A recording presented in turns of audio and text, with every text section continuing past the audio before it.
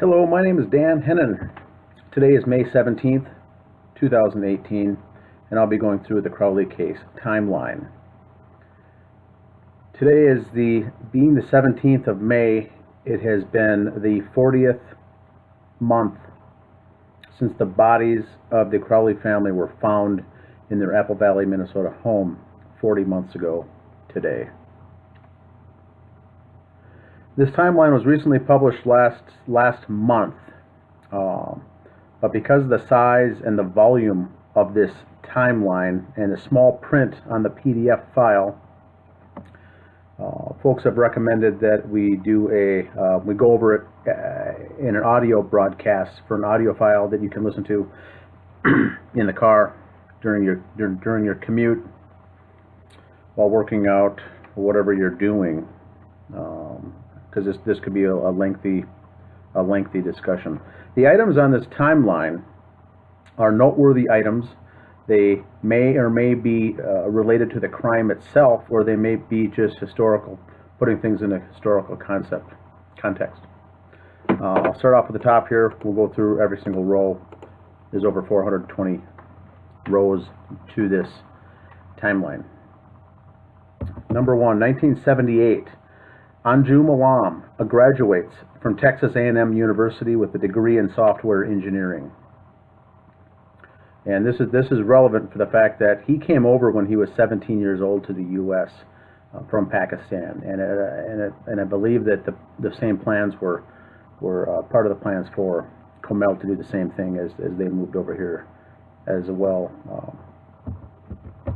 So he had a degree from Texas A&M in 1978. After his degree, he moves back to Pakistan to be near family, meets a woman named Naila later on. They marry.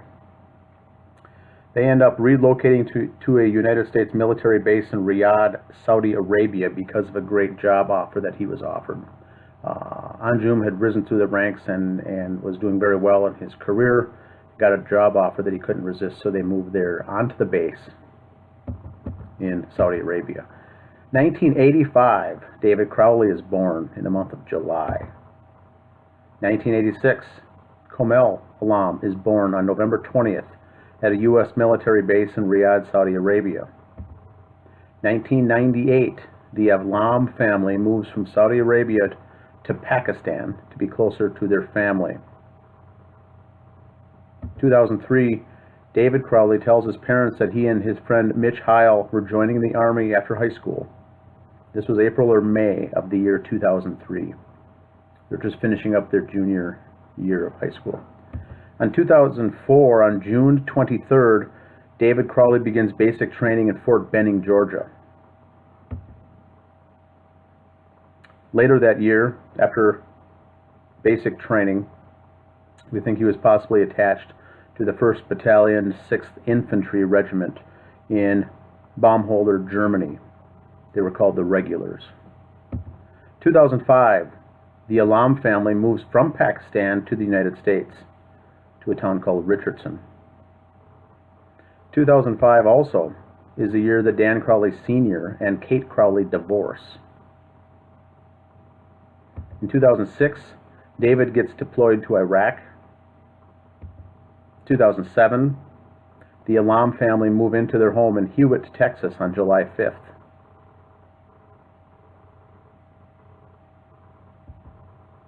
Same year, David Crowley is transferred to Fort Hood, Texas.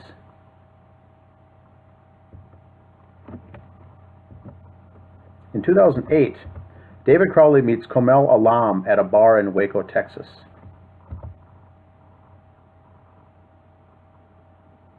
Weeks later, David and Comel get married in Waco, Texas on May 22nd. Comel gets pregnant.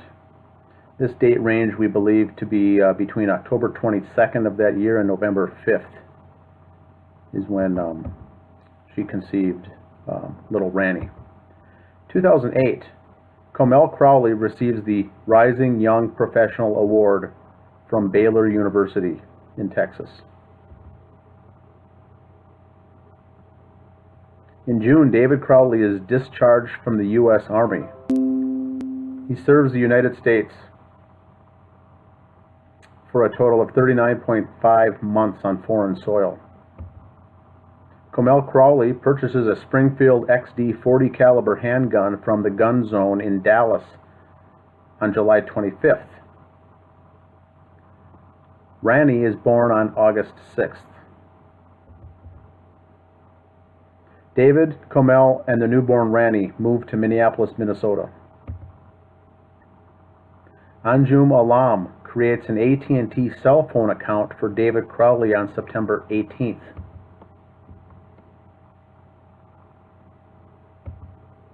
On November 8th, Comel Crowley and David Crowley both complete their permit to carry class.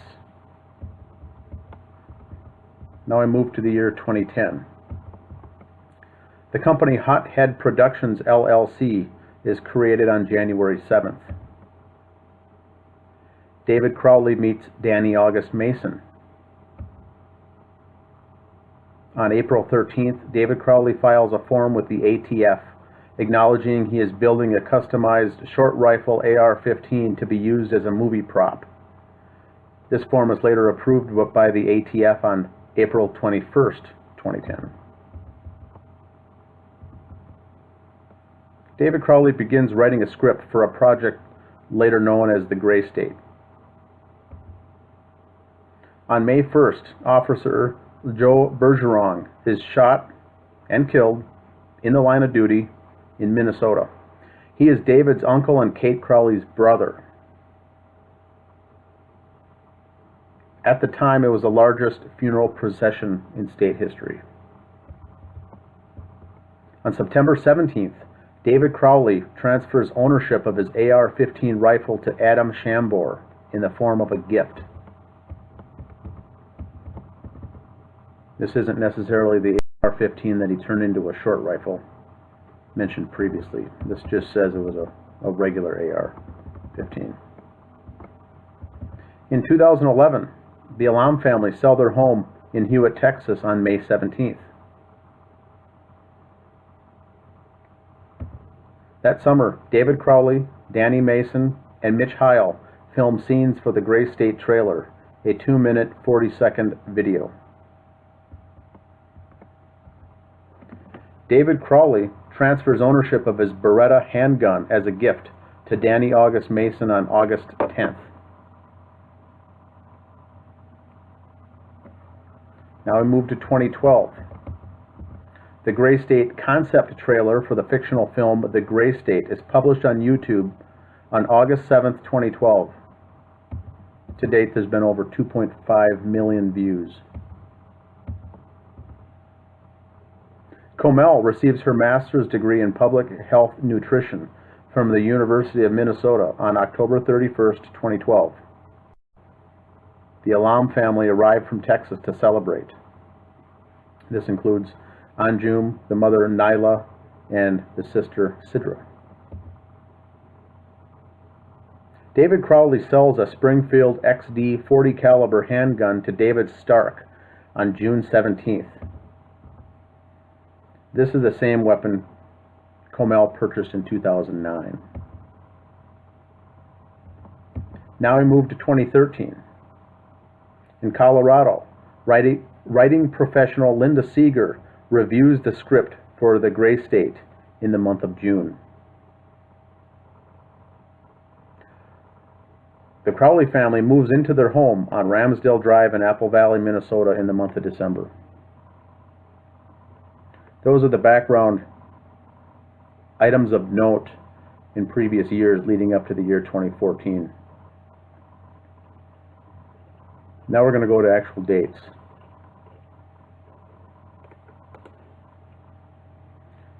March 16th, 2014, David Crowley's sister Allison gets engaged. April 16th, 2014. According to the New Yorker article called Death of a Dystopian, written by Alec Wilkinson, David Crowley begins a journal. The exact date isn't known. He just refers to the month of April.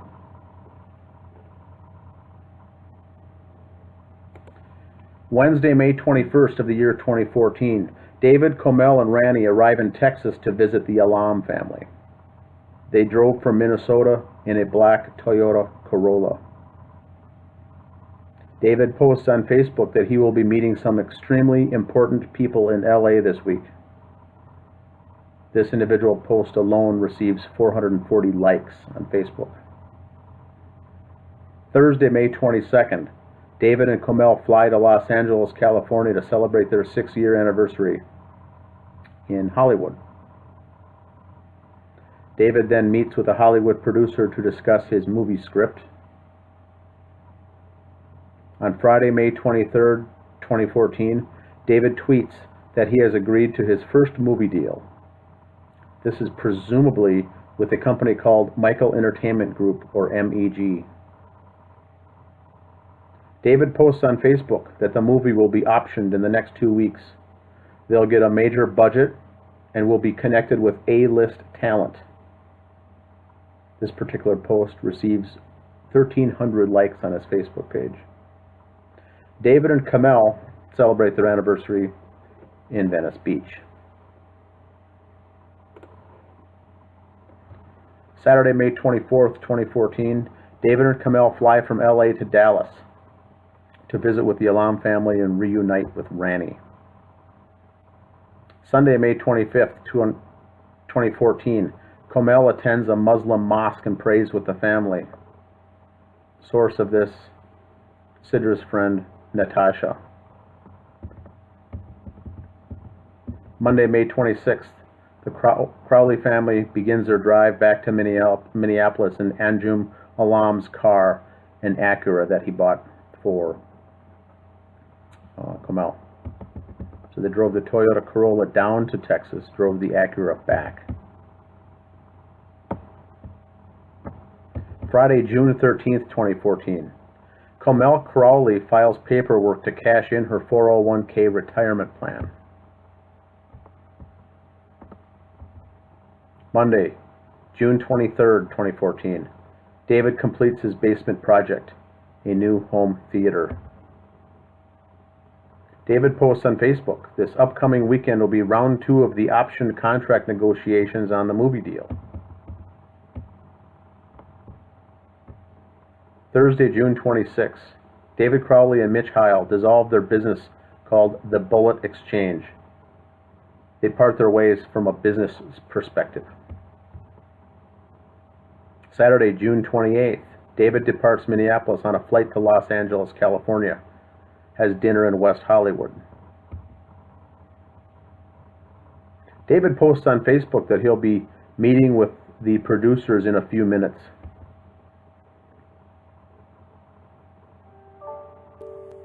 Then David has a meeting to discuss options and complete negotiations for the Gray State movie.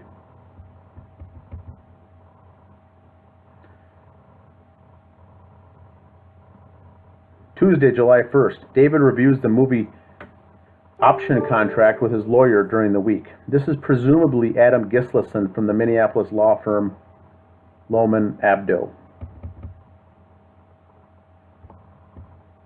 July 19th. This is a Saturday. David and Comel find out that Naila Alam has cancer.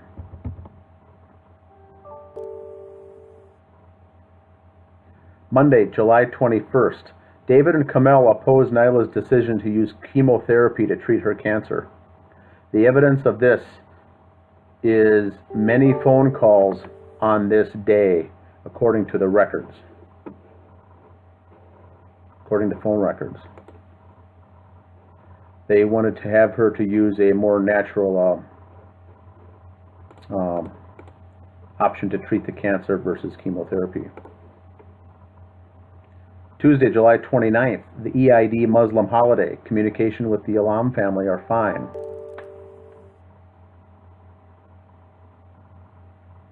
Friday, August 1st, Comel Crowley receives her final payout from her 401k plan of $1,625.30.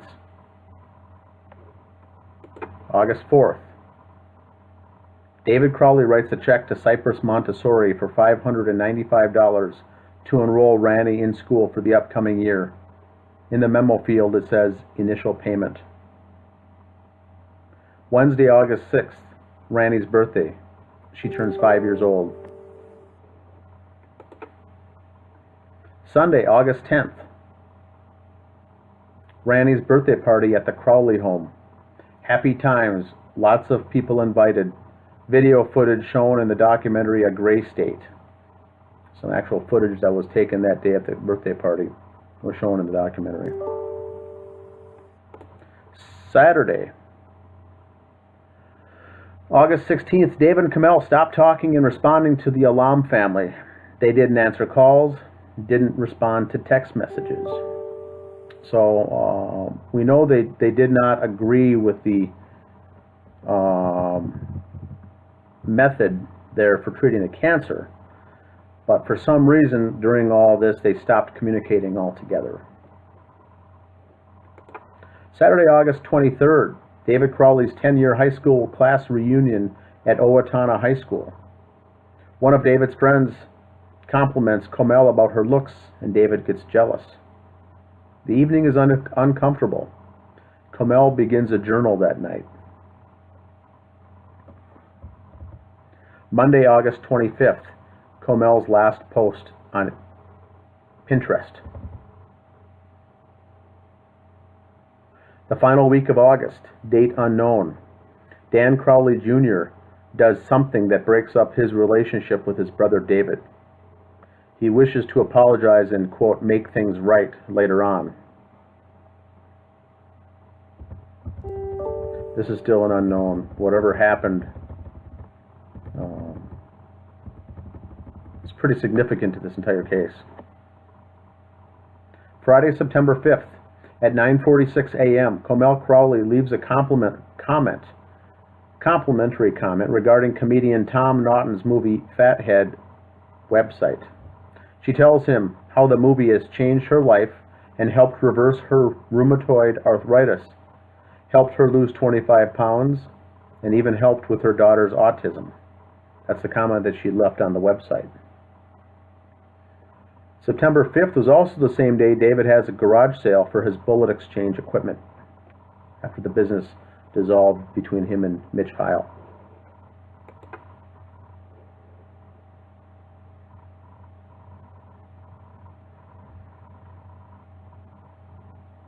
First week of September, Mr. Alam kept asking Sidra Alam, this is Kamel's sister, every day if she's heard anything back from Kamel.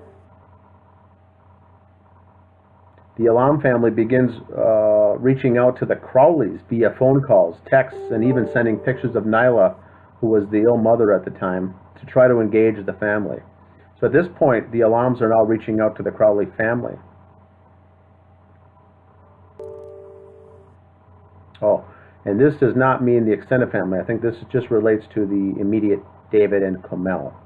Texts, voicemails, emails. Monday, September 15th, David sends the updated movie script to the LA producers. Wednesday, the 17th of September, Michael Entertainment Group receives the new draft of the script in the mail. David includes a movie poster as well. It is one of the Mike's birthdays. David planned on mailing it, so arrived on his birthday. One of the Mikes, Michael Boggio or Michael O'Donnell. Not sure which one, but one of them. Wednesday, September 24th. Mitch Heil stops by the Crowley house. David Crowley does not let him in. September 26th. Kamel's last Instagram post. Same day. David hears back from the LA producers. They think the script would work better as a TV series. September 30th, 9:35 a.m. David posts on Facebook that he's looking to, quote, reinvigorate the film process by building a new trustworthy team.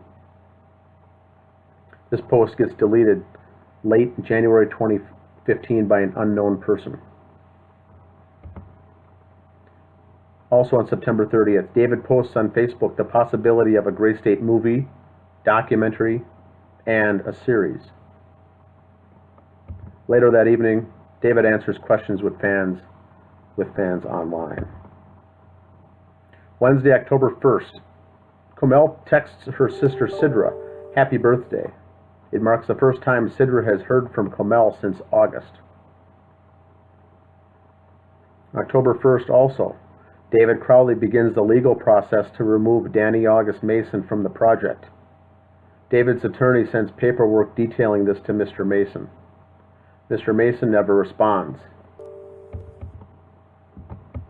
Later on October 1st, the same day, is David Crowley's last Instagram post. Sunday, October 5th, the EID Muslim holiday.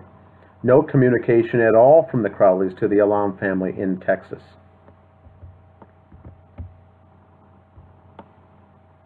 Sunday, October 12th, David allegedly calls Mr. Alam on the phone and cusses him out. Per Sidra, her father was, quote, upset. He cried. October 15th, plans are made with the Alam family to retrieve the Acura car that Mr. Alam loaned to the Crowleys and exchange it with an older Toyota Corolla.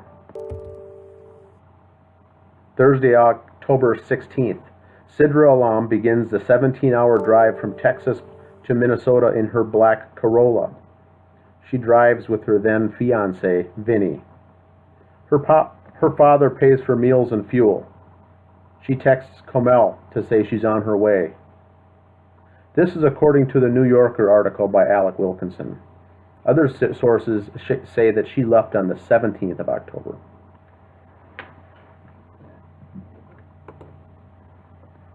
Saturday, October 18th. A person named Daniel J. Crowley withdraws $50,000 in cash at a branch bank location from a POD bank account. The person's signature shows Daniel T. Crowley. There is nothing to support what this money was used for. A POD account is a payable upon death account. Dan Sr. owns this account and lists his 3 children as beneficiaries to pay up upon his death. So Dan Sr. should be the only one having access to this account. The beneficiaries are the children Dan Jr., David, and Allison. Once Dan Sr. dies, those 3 will have access to this bank account. This was the account bank transaction that shows a $50,000 withdrawal, a cash withdrawal at the teller.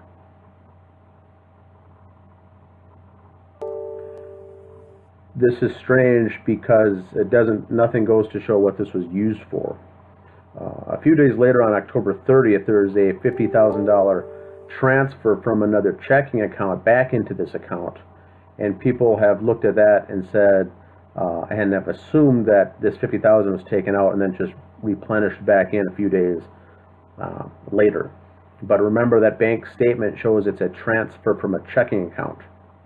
There was no deposit anywhere in that time frame of $50,000 coming back in. So $50,000 was withdrawn, taken out in the form of cash, and there's nothing to support what that was for. Same day now, around noon, Sidra and Vinny arrive in Bloomington, Minnesota after driving through the night. They stop at a mall parking lot and call and text Comel to announce their arrival. No response. They kill some time shopping. Then Sidra drives 10 minutes south to Apple Valley, and after getting no response from Comel, decides to pull into the police department to ask for advice. Sidra figured that if she shows up at the home, David might call police to announce a trespasser on the property. She wanted to avoid that scenario. She requested a dispatcher to attempt to call Comel directly to see if she would answer. No one answered the call from the Apple Valley Police Department. The officer says there's nothing more that we can do at this point. Sidra and Vinny arrive at the Crowley home at 7 p.m. only to be turned away at the door by David. He doesn't allow Sidra to see neither Comel nor Ranny, and is, quote, rude. Sidra tells David that she loves David, Comel, and her niece, and she doesn't know what she did to deserve this. If there was something, she offered to apologize and fix it. She went on to say, "If you want nothing to do with me or my dad, that's fine. But don't abandon my mother who only calls for Comel and her granddaughter." Vinny then talks to David and makes some headway about switching cars, as at first David wasn't interested in doing that either. David agrees to let them drive the Acura back to Texas, but says, "Come back in 1 hour as I have to clean it up." Sidra and Vinny agree and head to a nearby convenience store to wait for an hour and gather their thoughts. By now it's 8:30 p.m. They exchange cars, and Sidra and Vinny drive off in the Acura back to Texas. Sidra feels something is not right about the vehicle and thinks David may have tampered with it. Sidra and Vinny pull over to a nearby parking lot, and they call police again to request a canine unit, this time to sniff around the car. At this point, they're still in the Apple Valley city limits. Apple Valley police receive the call from dispatch and deny sending out a squad on the basis that we can't just take your word for it. Sidra now calls her father Anjum while crying, and he suggests that they spend the night at a local hotel, get some rest, and leave in the morning. While driving to the hotel, Sidra allegedly finds a photograph that Comel placed in the car. It was a photo of Nyla, Sidra, and Comel together in happier times. On the back is a handwritten note by Comel that reads, "I always have and always will love you and Mom." Sidra and Vinny arrive at the Motel 6 in Albert Lea, Minnesota after driving 80 miles. Sunday, October 19th. Sidra and Vinny check out of the motel and begin their long drive back to Texas. October 21st. David Crowley sets up a new AT&T cell phone account. Friday, October 24th. Final cell phone activity at 12:20 a.m. for phone number 254-616-0461. Same day, October 24th, Dan Crowley Jr. posts a comment on his Facebook wall about how easy it is to watch gruesome deaths on television. This post was later removed.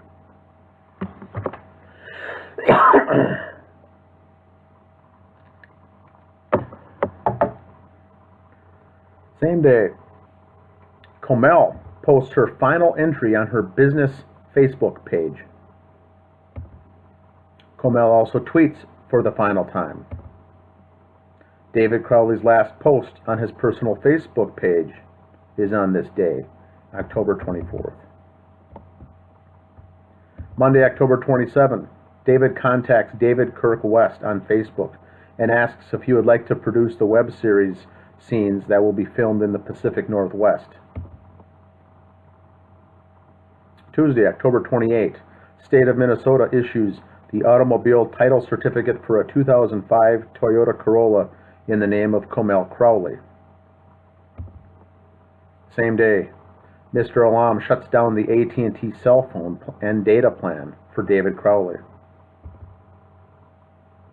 Wednesday, October 29, David Crowley updates the cover photo on his personal Facebook page. Same day, October 29th, Comel Crowley's last phone call on her AT&T line. It was to her mother Nyla. Later that same day, David Crowley's last tweet. Thursday, October 30.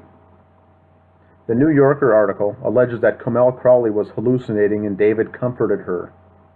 This is confirmed by the video footage shown on the documentary called A Gray State. Tuesday, November 4th. A user by the name of Silver Lodge asks about the status of the Gray State film on an internet forum website. It was responded to by a user named Arkaden. At 1:33 p.m., Arkaden responds that the team had to give up some creative ownership, but the project was greenlit and moving forward. Friday, November 7. Dan Crowley Sr. texts David to see if he was, quote, still alive. This was after Dan Sr. found out from Dan Jr. that David had a new phone number. The next day, David responds back with, everything is great. Family life has swept us away.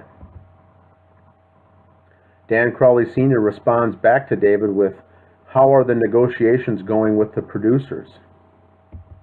Sunday, November 9. David Crowley responds back with, I walked from it. Reasons of the spirit, I guess. It is unknown at this time why David lied to his father.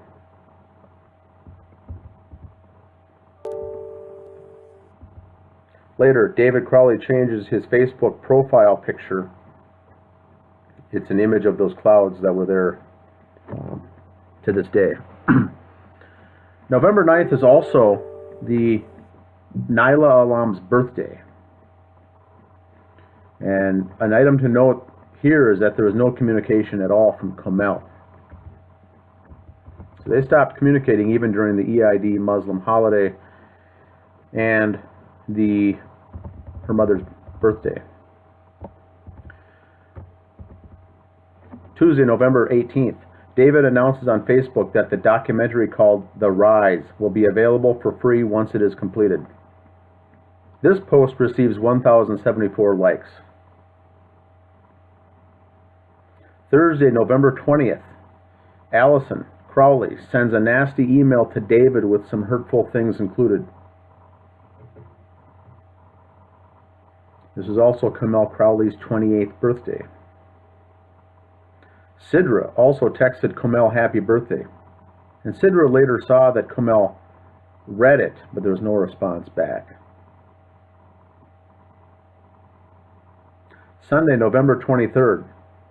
According to the New Yorker article, Death of a Dystopian, written by Alec Wilkinson, David Crowley makes his final post in the journal. Exact date is unknown, but we do know that Alec Wilkinson says that it was 7 months after his first post, and we know the first post was in April. The last journal entry reads, I am no one, it is everyone else who is someone. So we know that it's the end of November when this last post in the journal is made. It reads, I am no one, it is everyone else who is someone. And this will come up later. Monday, November 24th, Kamel meets a friend at 11 a.m. for coffee. She pays for some products she bought, and they make plans to get together again after the holidays.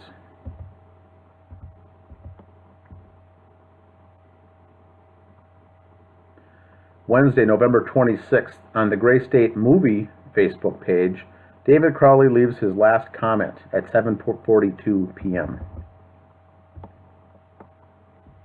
Next day is Thanksgiving Day, November 27th. Now we're into the final week of November. Sunday, November 30th, Kamel Crowley's dietitian license is voluntarily terminated.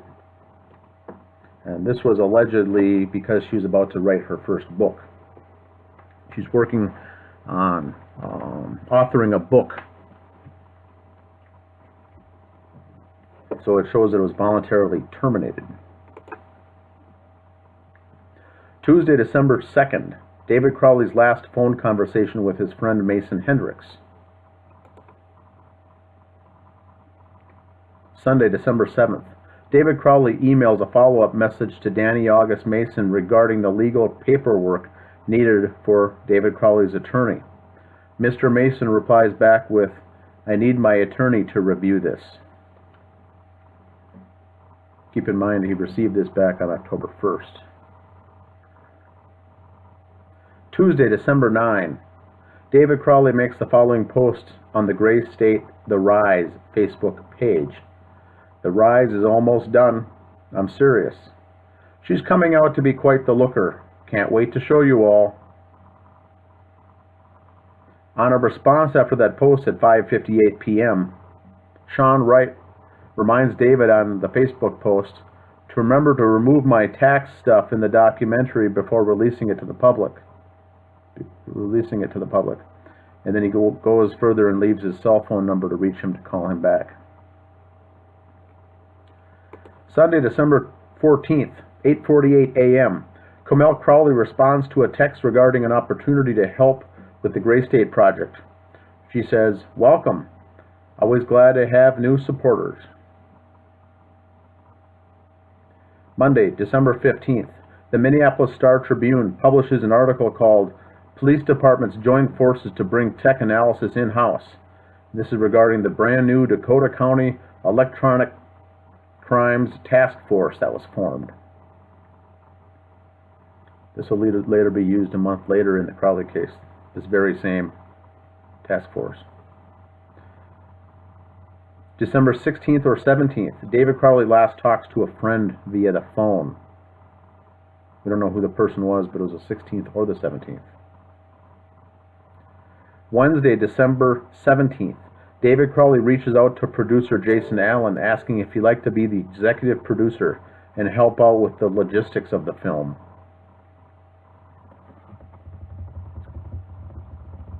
December 19th, Friday, 7:22 a.m. David Crowley texts Christopher Peck, "Do you have any?" This is referring to the marijuana he wanted to pick up. Around 1 p.m. that same afternoon, David and Comel arrive in Minneapolis to visit and pick up some marijuana from Chris Peck. At 3 p.m. the same day, David and Comel arrive at Randy's preschool to pick her up. This is the last day of school before the Christmas break. Saturday, December 20th.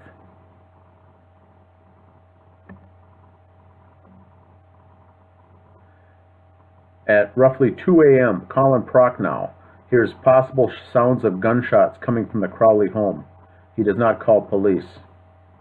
Note, the date Colin gave to police was 12/19. The shooting that he hears was the evening of the 19th, but because it was 2 a.m. was actually the 20th of December. Same day, December 20th, Colin and Judy's Prochnow's adult son named Eric arrives to spend time with the family. He's from California. Sunday, December 21st, Comel sends her last known tweet to Heidi Lish at 8:13 a.m. And this might have meant text, not tweet.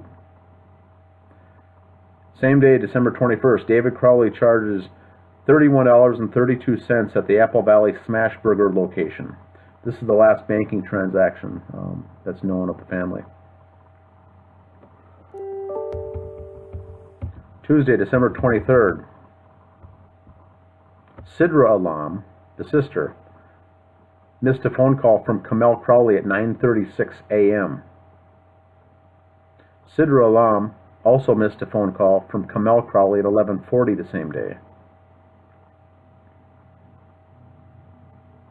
The December 26th issue of the Sun This Week newspaper gets delivered to the Crowley home between 2 and 3 p.m. according to the paper boy. This was the issue found in the paper trash can. The December 26th issue was delivered, probably brought in the house on the 23rd of December. Wednesday, December 24th, Sean Wright posts a photo on his Twitter page. It shows a Christmas tree and gifts. Oddly enough, it's the only tweet on his account. Christmas Eve, neighbor Brett Malay sees a figure in the window across the street at the Crowley home. He assumes it is David. This is not yet confirmed. Same night, a music playlist of 53 songs begins playing continuously in a loop on David's MacBook Pro. 24th. possible date, this is an allegation now, allegedly, possible date of the Crowley family kidnapping or being held against their will. Could have begun late on December 24th. Final cell phone activity for phone number 612-999-4890 at 8:23 p.m. Christmas morning just after midnight, 12:40 a.m. The following post is on the Gray State Facebook page. And it's not an easy feat when trying to maintain the story's integrity without selling out and having a small team, unquote. Was this David Crowley who wrote this post? Not confirmed.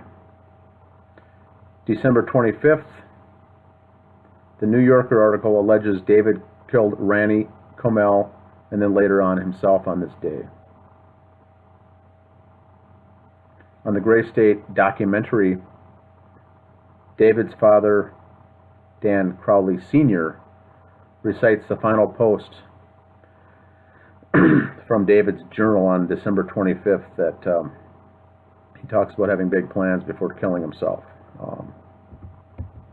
We know at the end of November was the last entry in the journal posts. So something doesn't add up there. Friday, December 26th.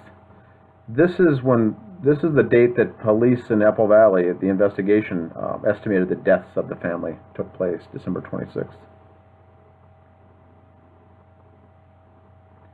The New Yorker article states that Dan Crowley Jr. drops off gifts at the front of the step of the home, Friday, December 26th. Sunday, December 28th. According to police reports, Dan Crowley Jr. drops off Christmas packages at the Crowley home on the front step, does not knock or ring the doorbell, and leaves.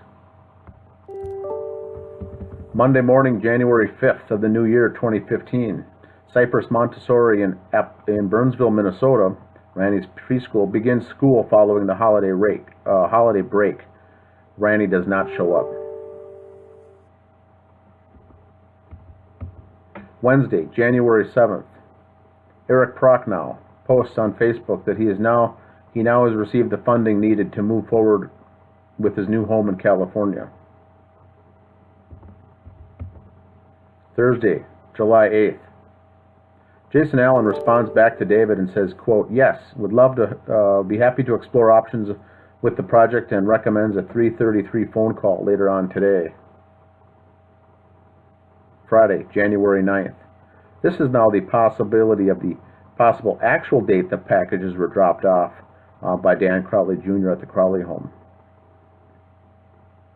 Remember, none of the neighbors saw packages on the front stoop for those 3 weeks. Just the Prochnows saw them, and I think the first time they saw them was the 10th of January.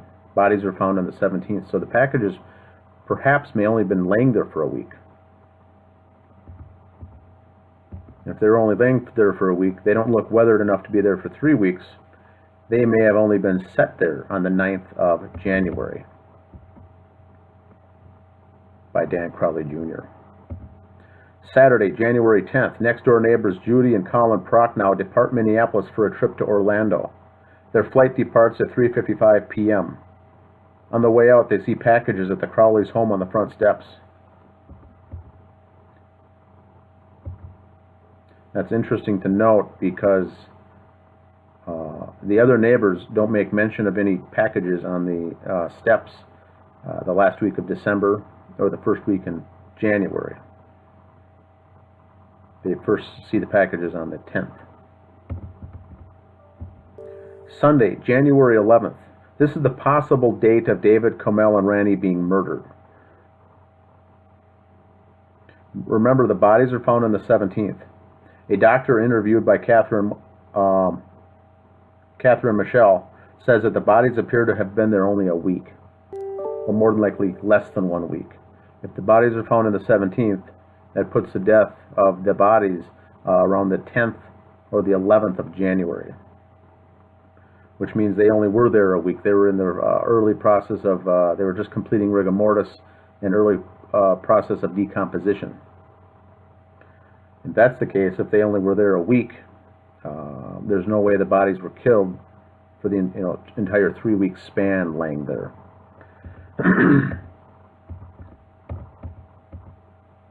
Wednesday, January 14th. Judy and Colin Prochnow depart Orlando for their return trip home to Minneapolis. Their flight's arrival time was 5:39 p.m. Minneapolis.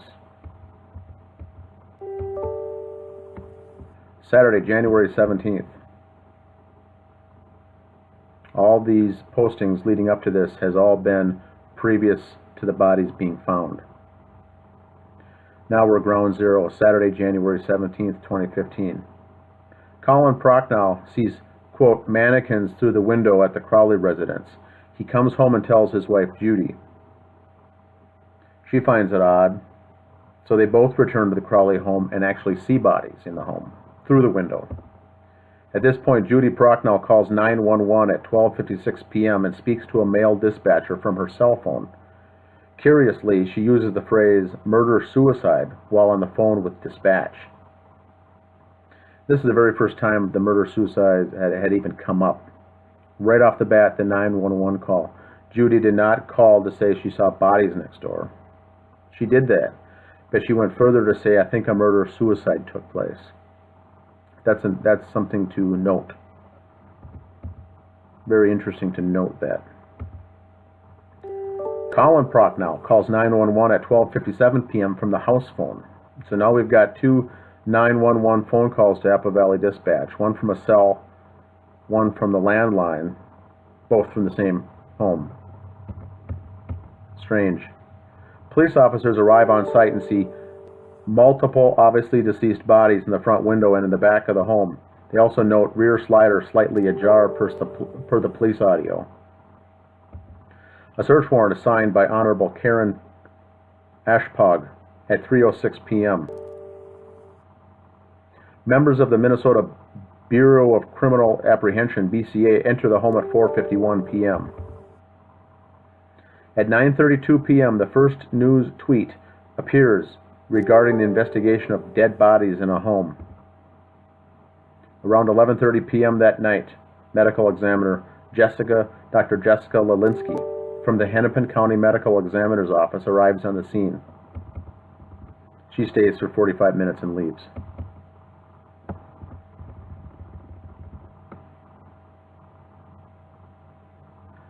Sunday, January 18th, just after midnight, the bodies were removed from the scene, 1:30 a.m. Bodies were bagged and taken out. Also that day, Hennepin County Medical Examiner Dr. Jessica Lelinski conducts autopsies on the Crowley bodies. Same day, Danny August Mason speaks with Christopher Peck on the phone. The Facebook page Gray State, The Rise, published a strange comment at 6:45 p.m. saying the Crowley family have passed away. Musician and Crowley friend Jordan Page posted this comment on Facebook. Quote, the film was ready to start production with a $30 million budget from a major Hollywood studio. End quote. Minneapolis Star-Tribune publishes the first article about bodies being found.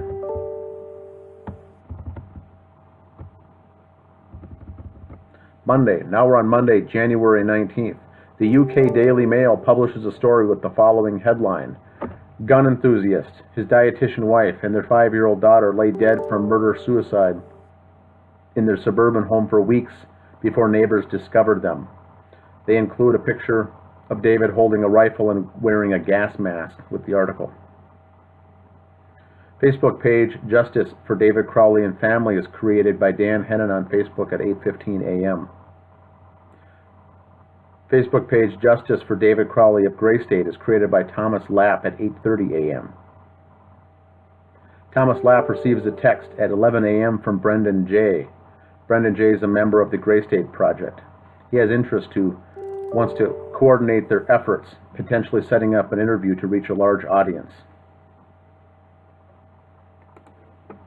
Detectives Bone and McKnight meet with the Crowley family in Owatonna, Minnesota. They speak with Dan Sr., Dan Jr., and Allison.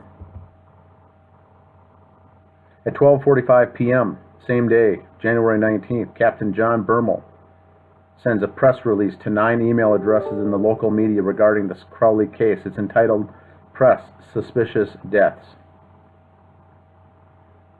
At 12:51 p.m., a 911 call comes into police by a neighbor of the Crowley home for suspicious activity at the home. They see a GMC truck with army paint on it. Presumably, this is Chris Klein's. Detective Booth contacts Christopher Peck this afternoon. Detective Booth then contacts Danny August Mason. They talk. Danny Mason goes out of his way to tell the officer that he had no role in the film other than being an actor and a friend. He was not connected from a business standpoint. The statement is not true. Chris Klein, Dan Crowley Sr., Dan Crowley Jr., Mason Hendricks, and Adam Shambor see a hole in the ceiling near the home's entryway later that night. This is January 19th. Remember, police are not yet, cleaners are not yet done professionally cleaning the home. It was a biohazard at this point. But yet up to 5 people were in that home and they noticed a gunshot hole in the ceiling by the entryway. Tuesday, January 20th. At 1 p.m., professional cleaners find a bullet fragment under the rug and after advisement of Dan Crowley Sr. notify the Apple Valley Police Department Detective McKnight. 2:31 p.m., Apple Valley Police Department take photos of the bullet fragment found on the floor. At 2:57 p.m., Joe Hagman reaches out to Thomas Lapp on his Justice page via a private message to offer his condolences about the deaths. The Hagman and Hagman internet radio show had interviewed David several times in the past regarding updates on the Gray State Project. Around 3 p.m. on the 20th of January, Mike Pachesny publishes on YouTube the rough cut of the Gray State documentary titled The Rise. Remember, this still contains Sean Wright's tax stuff, and this full-length version is 2 hours and 39 minutes of The Rise.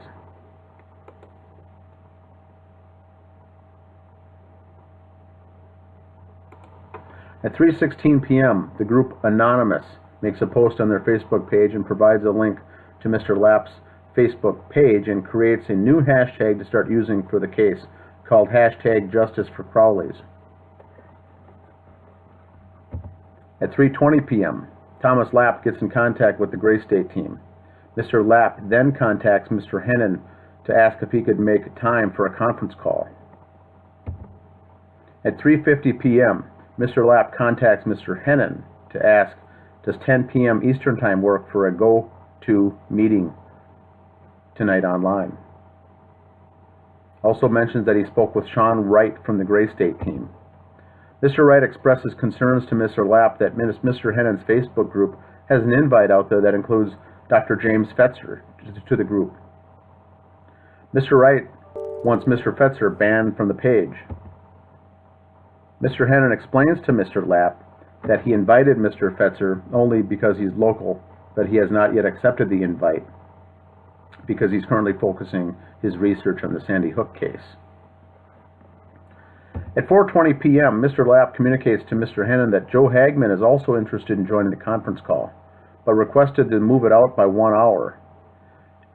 If the call does get moved out 1 hour, then this call can be featured on that episode that night of Hagman and Hagman Show. Around 4:30 p.m., Sean Wright requests admin rights on Thomas Lapp's Justice page. This is granted by Mr. Lapp.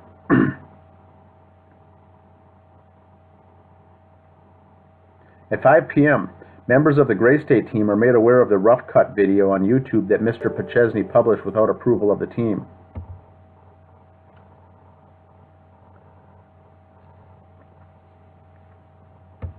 5:39 p.m. Mr. Lapp informs Mr. Hennen the Gray State team is in contact with YouTube now to pull down the rough cut video, and they believe Mr. Pachesny went rogue for some reason and released it. Mr. Lapp also confirms the time for the live airing of the Hagman and Hagman report will indeed be 11 o'clock tonight at Eastern Time. 5:55 p.m. Danny August Mason requests admin rights on Mr. Lapp's Justice page. Around 7 p.m., members of the page notice large chunks of information have been deleted from Mr. Lapp's Justice page. Mr. Lapp confirmed that it was not him. 7:23 p.m. Brendan J's sister, Carissa, uses the new Twitter hashtag Justice for Crowleys for all of us to use. She intends to get this whole story trending.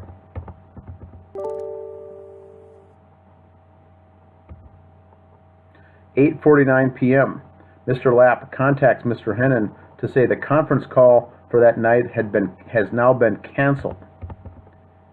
He mentions that things have gotten weird in the past couple of hours. Mr. Lapp states that Mr. Sean Wright is now demanding full admin rights to Lapp's Justice page and will, quote, terminate the page if he isn't granted those rights. Mr. Lapp also mentions to Mr. Hennen that Sean Wright is wanting to get admin rights to Mr. Hennen's page as well. Mr. Lapp says Sean Wright repeatedly used the phrase, "just give me full access ASAP." Wednesday, January 21st, Mason Hendricks makes a post on Facebook saying, "We're going to the home on this Thursday, January 22nd, after the living room is cleaned, to help make sense of what the note says." Keep in mind they're already in the home. Later that afternoon, Mason Hendricks publishes the now infamous smiling guy's photo on his Instagram account. The photo shows Sean Wright, Dan Crowley Jr., Danny August Mason, and Mason Hendricks. All four are smiling. Posted on Mr. Hendricks' account named Mason Norsk Hesk with the hashtag brothers, and purportedly taken after the TV interviews that morning. Sean Wright posts the same image on his personal Facebook account. A friend of his, named Paulus, leaves a comment to Sean about an upcoming get-together and informs Sean that no women are allowed per Sharia law, unquote. YouTube user Truth Media Revolution captured the screenshots of the posts that were deleted. He went on to make 2 videos that showed evidence of the posts that were deleted.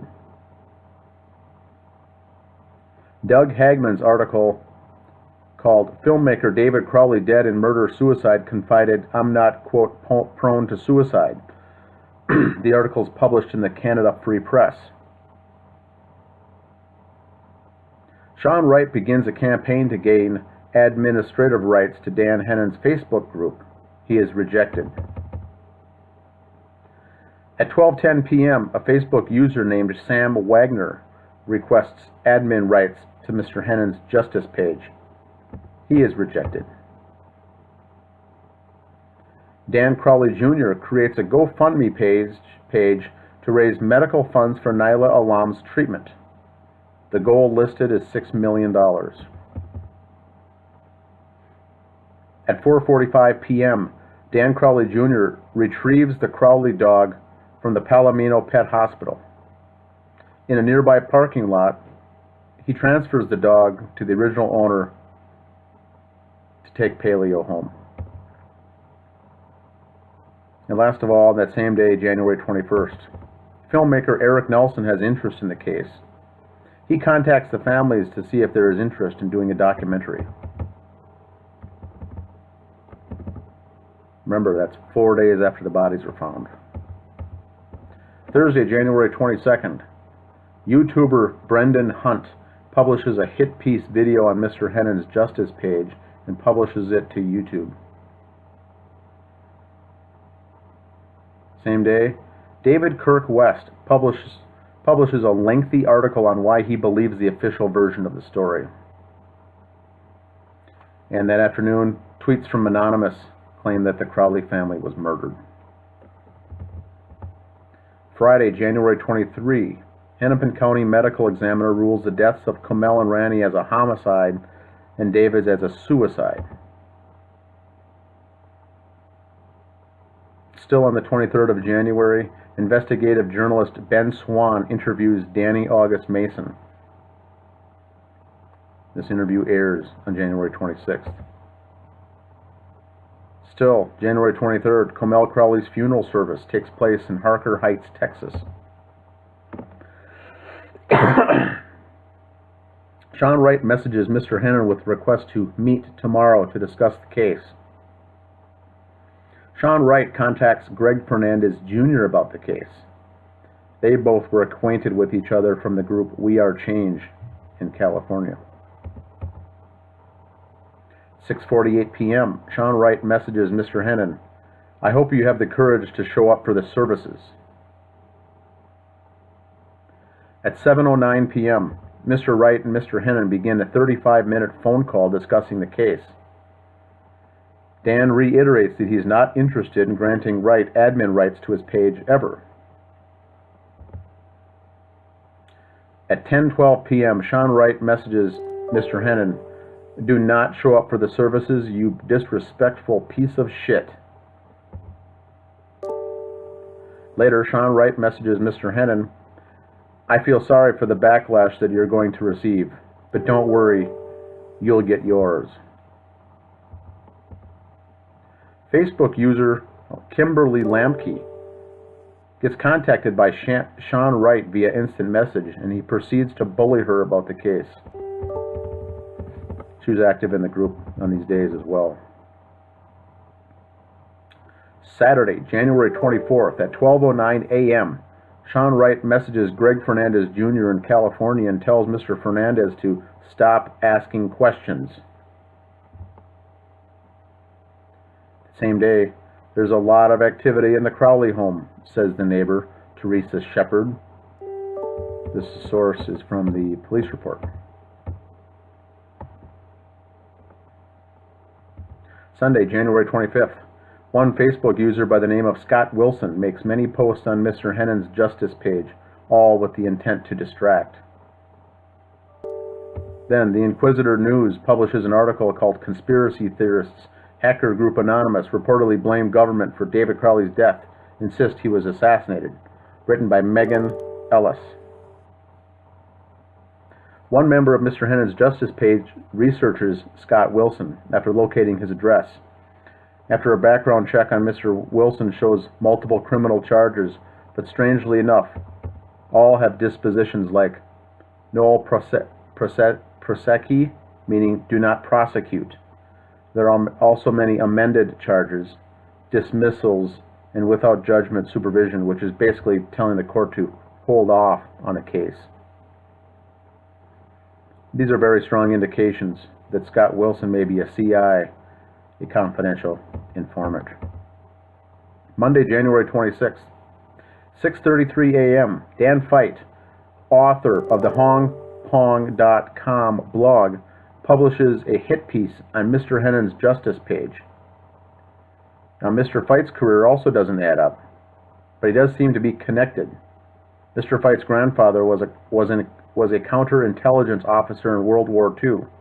This leaves many wondering what Dan Fite actually does for a living, as he currently recently accepted a position in Boston, Massachusetts. 8:54 a.m., January 26th, Mr. Hennen bans user Scott Wilson from his Justice page. This marks the very first member banned on the group. At 9 a.m., Sean Wright and various others begin spamming the link to the HongPong.com article to dozens of members of Mr. Hennen's Justice page in the form of direct instant messages. Mr. Hennen then receives information from his immediate family members asking him, who is Sean Wright and why are they sending me direct messages? 9:47 a.m. Mr. Wright messages Mr. Hennen, "Are you sure you do not want to reconsider your actions?" This marks the last time Hennen corresponds with Wright. Later that day, the Ben Swan interview with Danny August Mason airs. It's a YouTube video, 27 minutes in length. Tuesday, January 27th, at 1:17 p.m., Mr. Lapp messages Mr. Hagman with his conclusion regarding the quick shift in the decision for the Gray State team not to want to work with Mr. Lapp. Well-known shill Brendan Hunt works the controlled opposition angle. Mr. Hunt messaged Mr. Wright on January 20th and told him several lies and took other things out of context to trick Mr. Wright into thinking Mr. Lapp was some sort of fraud. This evidently was enough to convince Sean Wright, which is why he changed his attitude so quick. January 27th, also, a thread on internet forum GLP mentions a comment that David Crowley posted in the fall of 2014 that was now removed from David's Facebook page. So other people now were noticing comments and threads being removed. The 27th of January this is the visitation is held for David Crowley from 3 to 8 p.m. in Owatonna, Minnesota. Wednesday, January 28th, 11 a.m., memorial service is held for David Crowley in Owatonna, Minnesota. Atmosphere was strange, admits a first cousin of David Crowley. His friends acted like it was a party and a lot of laughing. This person went on to state that Dan Crowley Jr.'s behavior was off. He was very high-strung, couldn't stay in one spot, very nervous. He was sure to tell close family members not to talk to the cops, media, or friends, because he said something big's going down. Later that same day, Brendan Hunt publishes a 9-minute YouTube video as another hit piece towards Hennen's Justice page, the second such one. He credits much of his information from the hongpong.com blog. Thursday, January 29th, Naila Alam acquires medical insurance for her cancer. This is confirmed on an email on February 11th that she does have insurance for her cancer. Monday, February 2nd, 10:49 a.m., Facebook user named Eric Sayward sends the following instant message to Mr. Hennen. Quote, "You say one more thing about Crowley, and I will pay you a visit." Unquote. Tuesday, February 3rd, various Facebook posts from David Crowley's personal Facebook page are hidden or deleted from his wall. Thursday, February 5th, 1:46 p.m., Dan Hennen receives an instant message from user Kevin P. Reaper in location Sapulpa, Oklahoma that states, "Keep your head on a swivel." Monday, February 9th. Comel Crowley's sister Sidra Alam reaches out to Dan Hennen on Facebook and is interested in clearing the air on some of the information regarding her family. Later that day, Dan Crowley Jr. posts a photo of himself in front of a Las Vegas casino on his Facebook wall. Tuesday, February 10th, Wake Up to the Truth internet radio show hosted by Mike Soror interviews Dan Hennen and Greg Fernandez about the case. Thursday, February 12th, an unknown person files a claim with the Crime Victims Reparations Board on behalf of Rania Crowley. It gets assigned claim number 40006. Friday, February 13th, Special Agent Olson with the Minnesota BCA receives a CD with 20 PDF files relating to the investigation from the Apple Valley Police Department. Saturday, February 14th, a Facebook user under the name Judy Prochnow appears on Hennen's Justice page, claiming to be the neighbor that found the bodies. This user goes on to make over 100 posts in a span of 7 hours. Sunday, February 15th, Facebook user Judy Prochnow is back for several more hours, making lengthy posts on Hennen's Justice page that most people question if it really could be it. Comments coming from a 63-year-old grandmother typing that fast. Judy Prochnow reports a post by Dan Hennen to the Apple Valley Police.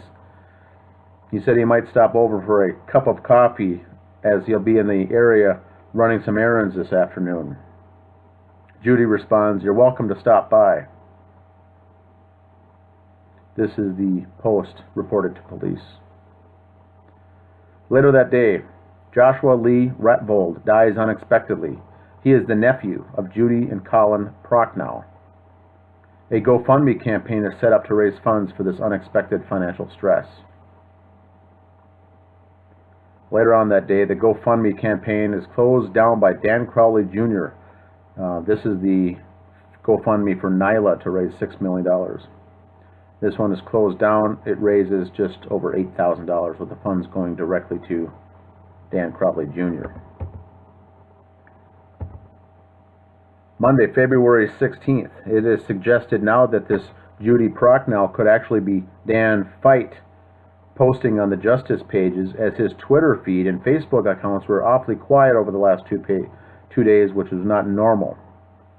He's usually very active on Twitter and Facebook.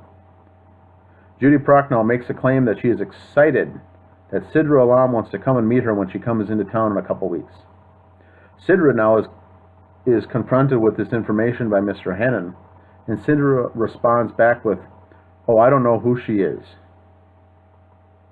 The account Judy Prochnow is promptly banned from Hennen's Justice page.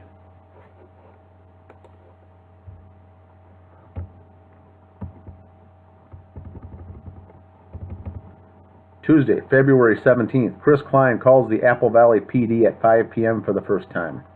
He may have tried reaching them one or more times before this point, but it said that the police reports state that this was his first contact actually getting through and speaking with someone, was February 17th.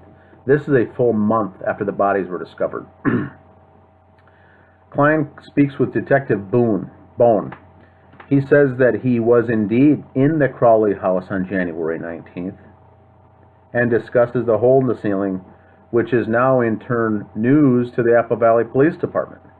They've never heard of this bullet hole. So it's a month later. Chris Klein admits that he was in the house before the professional cleaning was done, along with some other people. Mentions they were looking in the attic for this missing bullet from above the doorway. Detective Bone responds back with, "We didn't know anything about a bullet in the ceiling."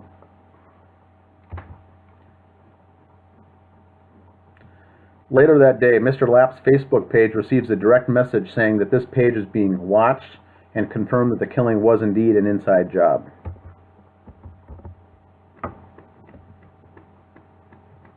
Wednesday, February 18th, Apple Valley Police Department received word from the Minnesota BCA that their reports have been completed. Also, later, Apple Valley Police Department called Dan Crowley Sr. to ask permission to enter the Crowley home to look at this newfound bullet hole in the ceiling. They get permission and enter the home by using the door key lock at 3 p.m. Detective Bone and Detective McKnight are there. They see this hole and want to see the portion of the attic to look for evidence. They find the attic access in the master bedroom was open as if someone had already been up there. At 4:25 p.m. they get a warrant signed to search the home. Remember, this is a month later now. The search took place from 5 p.m. until 7:35 p.m. after BCA Special Agent Chris Olson arrived. And then that evening, Sidra Alam informs Dan Hennen that she would like to take a break from this for a while.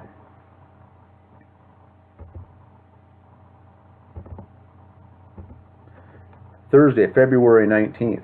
Apple Valley Police Department goes back and reviews photos taken from the crime scene on the original date, January 17th. And they notice that there was a hole in the ceiling above the front entryway door. Now, we're unable to confirm this, as it's still speculation that there was a hole even there at the time. We haven't yet to see any photos that show the bullet hole there in the home on January 17th. Tuesday, February 24th, BCA Special Agent Katvovitz completes the crime scene diagram of the Crowley home. This is the kind of the blueprint-looking crime scene analysis.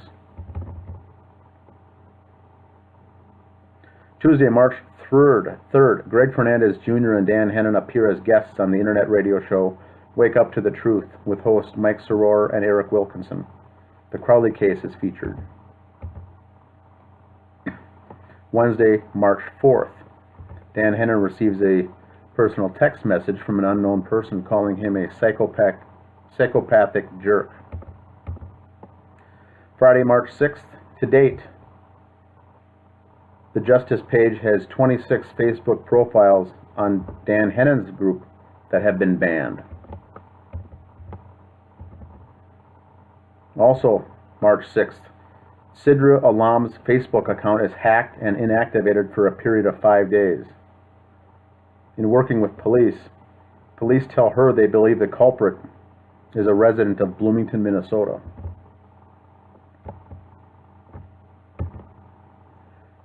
Thursday, March 12th, BCA reports an overview of the processing of the crime scene are added to the Apple Valley Police case.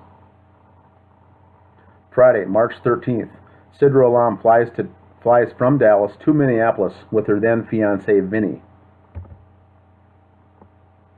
Saturday, March 14th, Apple Valley Police detectives meet with the family, Dan Sr., Dan Jr., Allison, Kate Crowley, and Sidra Alam, to go over.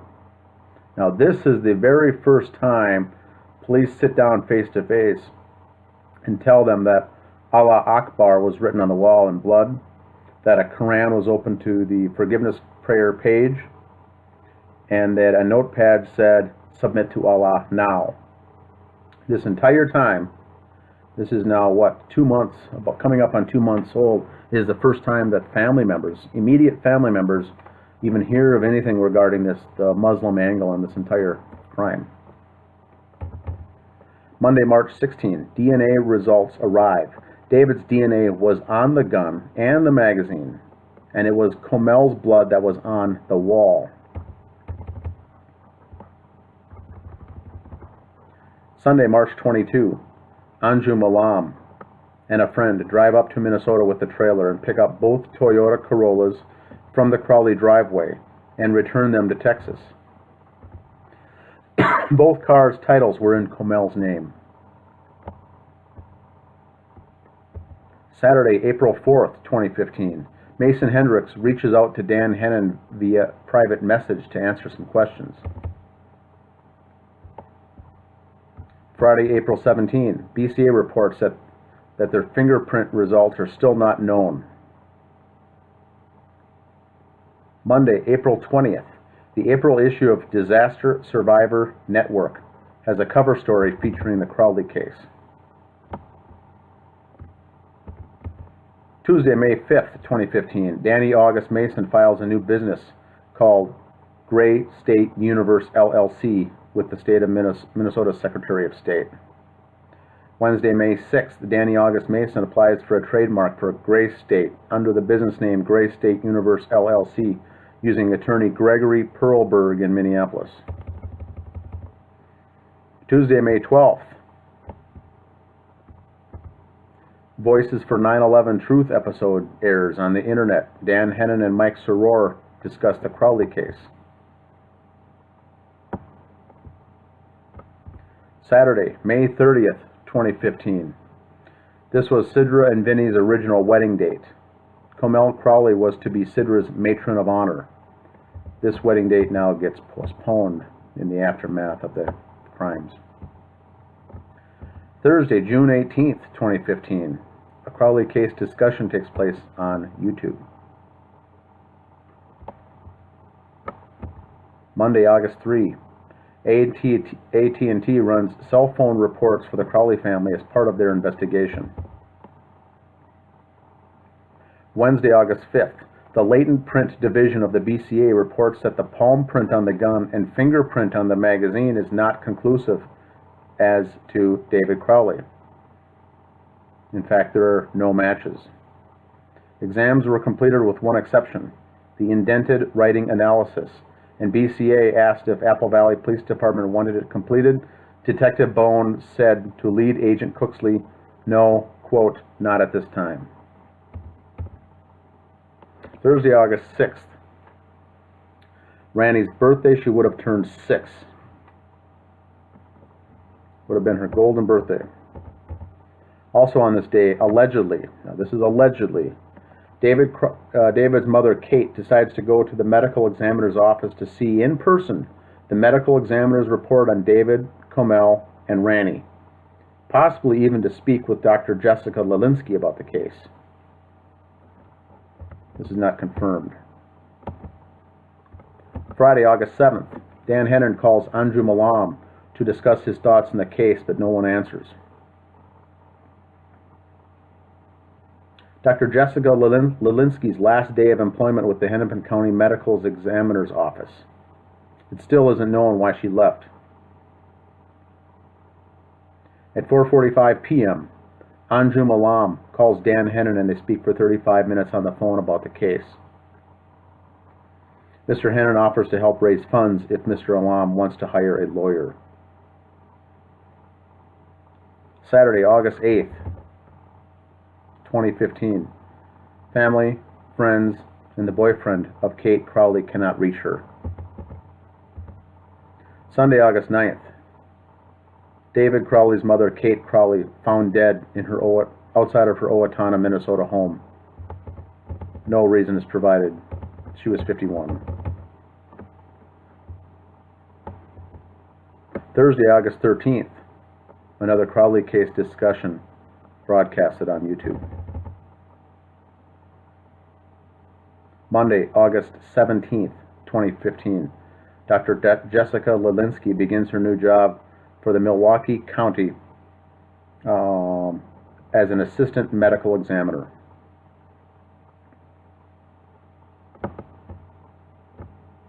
Tuesday, October 13th, 2015. Apple Valley Police Department removes a review on their Facebook page written by Dan Hennen. The review was a 1 star out of 5 possibility and was fairly written. No reason was given as to why it was removed from the Facebook.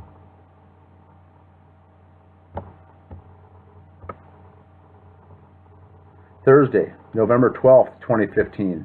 Email correspondence between Fox 9 investigator Tom Lydon and Apple Valley Police Department Captain John Bermel.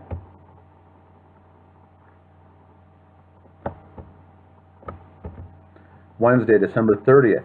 Email correspondence between Fox 9 investigator Tom Lydon and Captain John Bermel.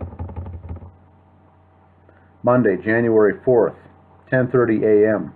Fox 9 investigator Tom Lydon meets with Captain John Bermel to review the data in this case. Wednesday, January 6th, at 11:09 a.m., Officer Brian Bone emails an unknown photo to Fox 9's Tom Lydon that Mr. Lydon requested. Later that day, Fox 9 investigator Tom Lydon interviews Mason Hendricks and Chris Peck. Sunday, January 10th, the Fox 9 Investigators segment airs on television. It features the Allah Akbar written in blood on the wall, the Quran open on the floor, and the message, "Submit to Allah now," quote. This is the first time the general public is made aware of these facts. It's 51 weeks after the bodies were found that this became known. Tuesday, January 12th, another Crowley case discussion takes place on YouTube. Sunday, January 17th, People.com publishes a lead story about the Crowley case. Monday, January 18th, Crowley case discussion takes place on YouTube. Thursday, February 18th, Spitfire and the Sentinels show features Dan Hennen and Greg Fernandez Jr. Part 1. Friday, February 19th, 2016, a cousin of the Crowley family comes forward with allegations of sexual abuse of multiple young boys perpetrated by Dan Crowley Jr. while in high school at a church camp. Later that night, Spitfire and the Sentinel show features Dan Hennen and Greg Fernandez Jr. interview, Part 2. Saturday, February 20th, 2016, Detective Brian Bone is named Apple Valley Police Department's Officer of the Year for the year 2015. Detectives Tara Becker and John Broughton received Department Award of Merit for 2015 for their work on the Crowley case. And the entire Apple Valley detective team is recognized with the Department Award of Merit for 2015 for their work on the Crowley case. Tuesday, March 8th, 2016, Mason Hendricks posts on social media that he is in Costa Rica. Monday, March 14th, 2016, a screenshot surfaces that shows someone was active on David Crowley's personal Facebook Messenger account. This image screenshot was saved. Wednesday, March 16th, Greg Fernandez Jr. sends a list of 21 questions regarding the case to lead investigator James Gummert from the Apple Valley Police Department. Friday, March 18th, Judy Prochnow gets banned from the Justice for David Crowley and Gray State Facebook page. Wednesday, March 23rd, Minneapolis-St. Paul publication called City Pages features a cover story about the Crowley case written by Corey Zarowski. Tuesday, April 5th, 2016, Alec Wilkinson and Mason Hendricks go through the Crowley home. Mr. Wilkinson is a journalist for the New Yorker magazine. He plans on writing an article about the case. April 9th, Crowley case discussion, broadcast on YouTube. April 16th, Crowley case discussion, broadcast on YouTube. April 30, Crowley case discussion, broadcast on YouTube. May 4th, Crowley case discussion, broadcast on YouTube. Tuesday, May 10th, Officer James Gumbert sends a response to Greg Fernandez Jr. and answers his 21 questions. Monday, May 16th, 2016. Dan Hennen meets Detective James Gummert at the Apple Valley Police Department, and they discuss the case. Mr. Gummert explains that Fox 9 investigators received all the photos as a result of an administrative error. Basically saying that they received everything in error. They should have received a normal CD with the pictures and the reports, but for some reason, due to a glitch, they got everything. Unfiltered, uncensored. And that's how it all came about on the Tom Lydon investigation for Fox 9 News. May 16th, Crowley case discussion on YouTube. Friday, May 27th, Apple Valley Police Department records technician Bev Grove retires after 27 years of service. She was the desk receptionist when Dan Hennen picked up his CDs from various FOIA requests.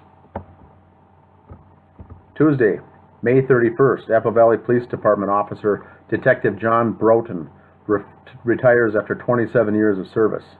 He was the primary officer in the Crowley case and was the officer that first noticed that the rear slider was unlocked and slightly ajar. He retires. Friday, June 3, 2016. Documentary filmmaker Eric Nelson arrives in the Twin Cities to interview subjects. He is known for his movie The Grizzly Man. Saturday, June 4th. Film crew arrives in Chaska, Minnesota to interview Dan Hennen. Allegedly, Chris Peck was the audio tech on site. Crowley case discussion via YouTube was done that day. A portion of it was shown in the Gray State documentary. Documentary film crew then interviews Judy and Colin Prochnow in Apple Valley, Minnesota. And documentary film crews interview Greg Fernandez Jr. in California. Thursday, June 9, Gary Swanson retires from the Minnesota BCA. He worked the Crowley case as a senior special agent. Saturday, June 11th, documentary film crews interview Anjum Alam and his daughter Sidra in a hotel in Texas.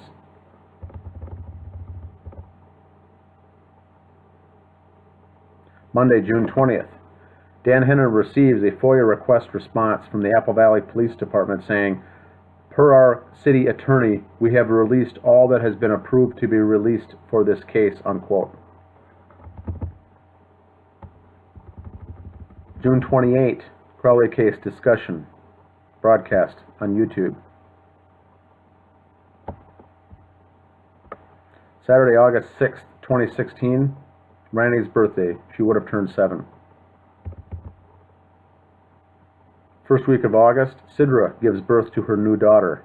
She would have been Randy's first cousin. Her original due date was Randy's birthday, for Sidra's baby. I think she was born a couple days afterwards. Thursday, August 18th, 2016, Dan Crowley Jr. makes a post on the Justice for David Crowley and Gray State Facebook page that says, "Keep up the good work, sleuths," unquote.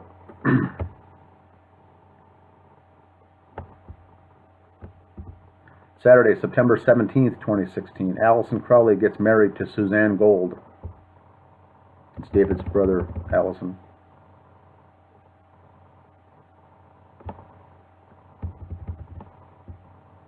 Monday, December 5th, 2016, the Crowley case is discussed on the Ocelli Report internet show hosted by Chuck Ocelli and Barry Prince. Dan Hennen is interviewed. December 16th, Crowley case discussion, published on YouTube. January 7th, 2017, Crowley case discussion, broadcast on YouTube. January 17th, Crowley case discussion, broadcast on YouTube. Tuesday, January 31st, 2017, Sidra Alam announces on Facebook that she's selling the 2010 Acura TL. Friday, February 3rd, Dan Hennen files a FOIA request with the Minnesota State BCA. Friday, February 10th, Dan Hennen files FOIA request with the Apple Valley Police Department. This time he requests information on 2 phone calls made to police on October 19th of 2014, the day of Sidra and Vinny's visit to Crowley's, and on 1/19/15. The folks were in the house on the 19th of January of 2015. Saturday, February 18th of the year 2017, Anjum Alam is sent a link of the rough cut of the documentary by Eric Nelson so he could view it. He watches it with his daughter Sidra. Mr. Alam does not like the direction that Eric Nelson is taking the documentary. He wants all his footage removed along with his daughter Sidra's interview footage before the film is released.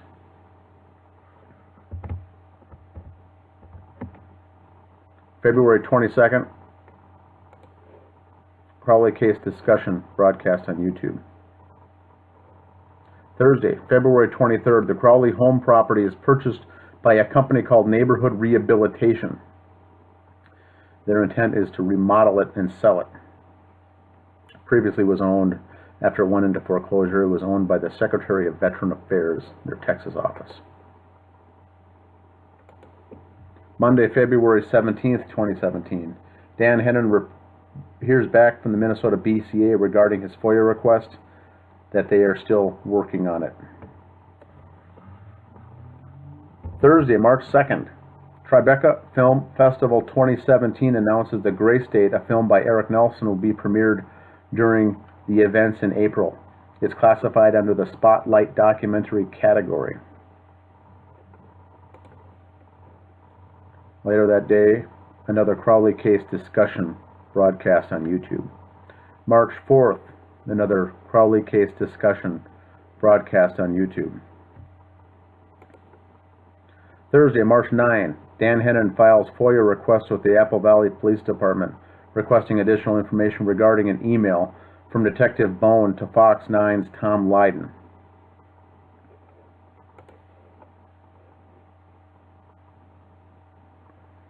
Monday, March 13th, 2017, Dan Hennen contacts Minnesota BCA to ask for the status on his FOIA request. Friday, March 17th, Dan Hennen files FOIA request with Hennepin County Medical Examiner, requesting the coroner's report on the 3 Crowley bodies. Friday, March 24th, 2017, Greg Fernandez Jr. and Judy Prochnow record a live conference call to discuss the case. This goes 3 hours long. March 25th, Crowley case discussion broadcast on YouTube. March 27th, Dan Hennen sends a follow-up message to Hennepin County Medical Examiner, as it was now due today. March 28th, Dan Hennen sends a follow-up message to the Minnesota BCA asking about status on the FOIA request back from February 3rd. March 31st, Dan receives the FOIA data from the Minnesota BCA. April 1st, Dan receives the FOIA data from the Hennepin County Medical Examiner's office.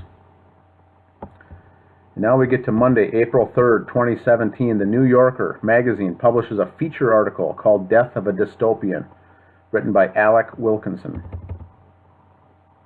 April 6th, Crowley case discussion broadcast on YouTube.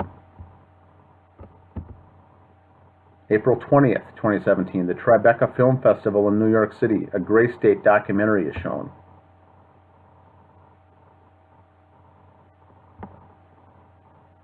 Saturday, June 24th, Nantucket Film Festival shows A Gray State.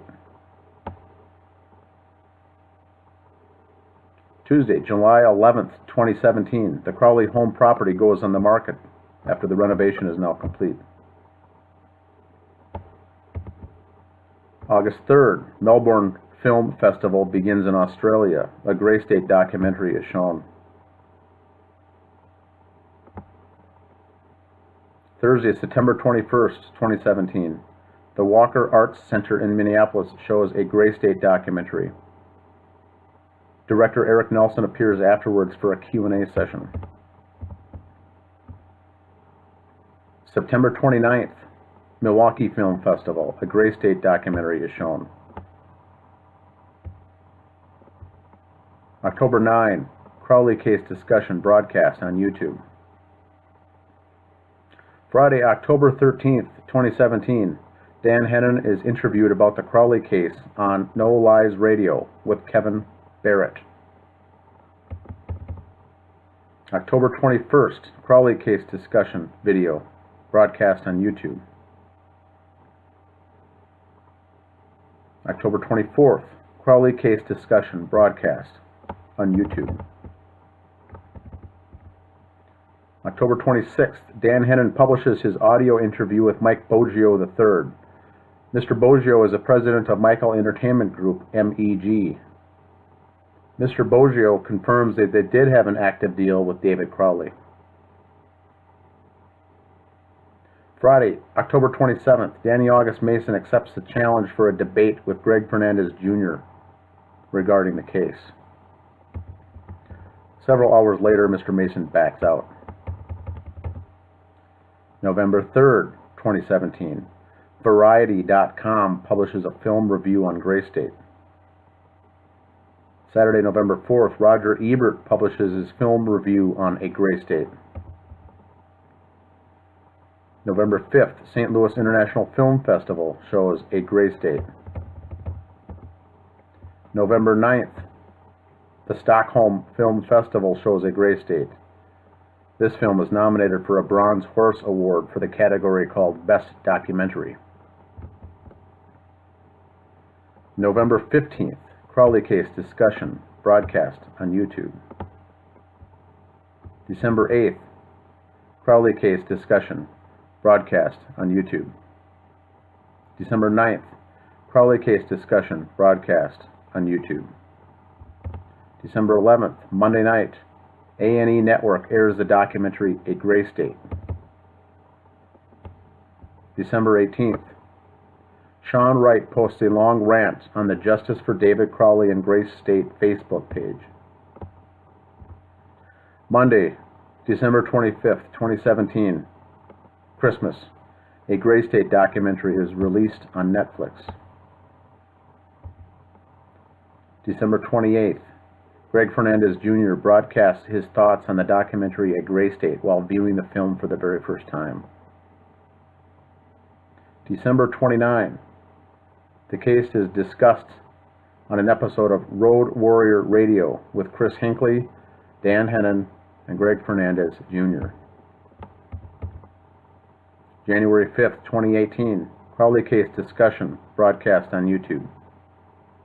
January 9th, Mason Hendricks appears on the radio interview episode called Our Norwegian Horse.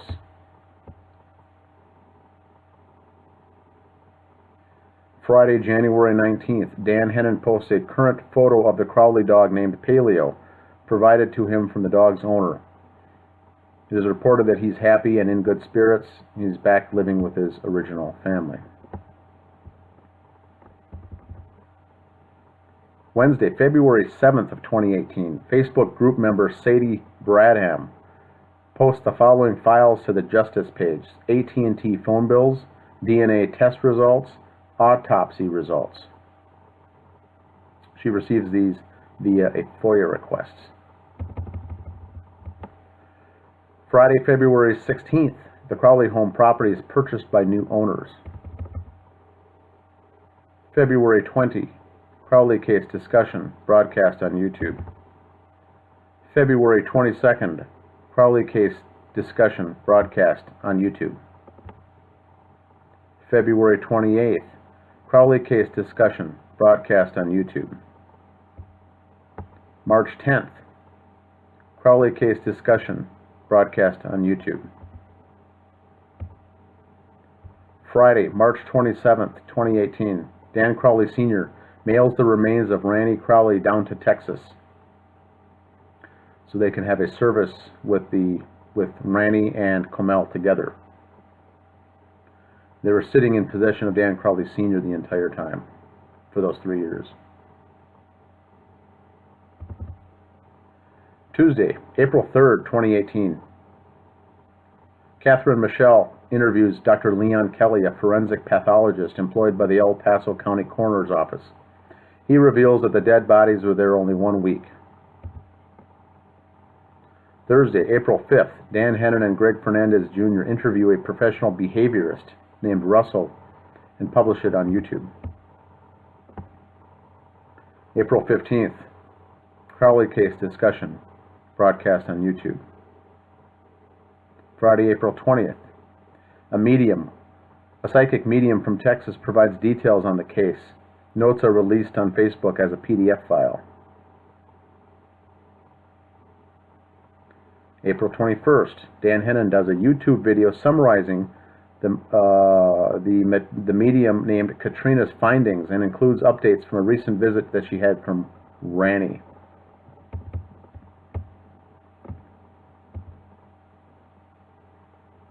Ranny's comment there was that she knew the killer. Sunday, April 29th, a new updated timeline of events is published. Thursday, May 10th, 2018, Justice Page member Christy Hudson suffers a serious heart attack. And Thursday, May 17th, 2018, this broadcast right now. So that gives us 40 months since the bodies were discovered that we've been covering this. And where we stand as of today, I put together a summary. As of today, as of May 16th, here's what we know. Ranny, her right arm was missing. It was removed at the socket. This is not something a dog could have done. And she had a broken rib number 3 under her armpit, possibly cracked when a human foot pressed against it to pull off the arm. Now we go to Comel. Comel's nuclear DNA was found on 3 bullets. Means she was shot 3 times, not twice as originally thought, and both of her hands are missing. David, no nuclear DNA found on any of the bullets recovered at the scene, and his right hand was missing. So David's, there was touch DNA found on the attic bullet, which means that it would have been something that he would have handled while loading that magazine or that cartridge or that weapon. But there was no flesh, no blood, flesh, or tissue on that bullet fragment found in the attic. So of the bullets found and recovered at the scene, none of them were the kill shot that killed David Crowley. Paleo, the family dog, looked thin and weak. We knew this from the police report, but it probably hadn't eaten in roughly a week, not 3 weeks as originally thought. That dog would have been in very rough shape after 3 weeks of no food and no access to water once that toilet water was gone. It does appear, though, by looking at the picture of Paleo at the hospital, that it would be possible and probable that he hadn't eaten in a matter of a week. He did look thin and weak, but so if the bodies were there, something happened for 2 weeks. We don't know if they were kidnapped or held hostage, but if the dead bodies were only there for a maximum of 1 week, this means that the dog was fed and watered for those 2 weeks in between as well, and so it was malnourished for just a portion of that last week. So what we've got in summary at the very bottom, missing items missing from the scene was 1 arm, 3 hands, and a bullet. Now some could argue that the dog ate these things. Some could argue that the dog couldn't have eaten the bullet, and some could argue that the dog didn't eat the entire arm. Evidence did show that there was scavenging done on the bodies. So the dog probably ate some fleshy parts of the bodies, but very unlikely that he ate the entire arm and 3 of these hands and a bullet from a .40 caliber Smith & Wesson bullet. Please leave your comments below at the bottom,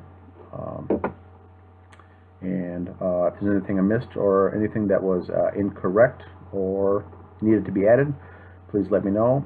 Thanks for listening.